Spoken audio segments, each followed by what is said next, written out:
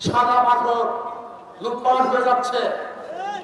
আমি বক্তব্য দিয়েছিলাম পাথর কৌড়ি ছেড়ে দেওয়ার জন্য, আমাদের খনিজ পাথর উত্তোলন করার জন্য।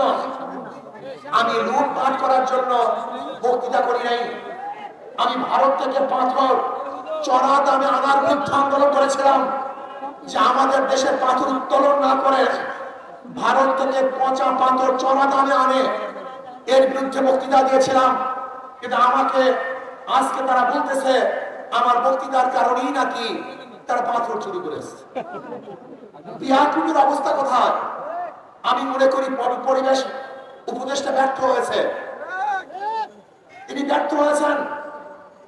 তিনি পাথর কৌড়িকে ছেড়ে না দিয়ে বরং লুট করার ব্যবস্থা করেছেন। লুট করার কারণে কি হয়েছে? বহিষ্কার করা হয়েছে। আপনাদের ধারণা কি এতগুলি পাথর কি একদিনে সরানো হয়েছে না দীর্ঘদিন পর্যন্ত সরানো হয়েছিল? এই মাসকে মাস যারা পাথর চুরি করছে বহিষ্কার করা হয় নাই।